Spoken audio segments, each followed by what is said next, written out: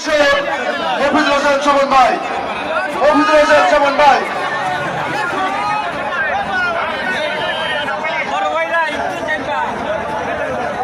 এবারে বক্তব্য রাখছেন কাশিয়াতলী নির্বাচন পরিচালনা কমিটির অন্যতম সদস্য সাথে উপজেলা যুব দলের সাবেক সাংগঠনিক সম্পাদক রাজনৈতিক সহযোদ্ধা মফিজুল হোসেন সুমন।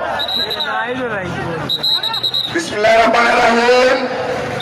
প্রিয় উপস্থিতি, আজকে আমি বক্তব্য দেব না, একটি কথা বলি। আজকে যারা এখানে উপস্থিত হয়েছেন, যারা এই কাঠপুরের ওই রাজাকার আলবদর শামসকে পরাজিত করার জন্য, আমার নেতা বিপি শামসুর রহমানের ধারে শীষকে বিজয়ী করার জন্য, শহীদ প্রেসিডেন্ট জিয়াউর রহমানের ধারে শীষকে বিজয়ের জন্য, ইনসাফের প্রতীক ধারে শীষকে বিজয়ী করার জন্য, বেগম খালেদা জিয়ার প্রতীক ধারে শীষকে বিজয়ী করার জন্য যারা এখানে উপস্থিত হয়েছেন, চুনাব কার্যক্রম হলে ধারে শীষকে বিজয়ী করার জন্য যারা এখানে উপস্থিত হয়েছেন, মেহনতি জনতা ধারে শীষকে বিজয়ী করার জন্য তাদেরকে ধন্যবাদ জানিয়ে আমি আমার বক্তব্য শেষ করছি।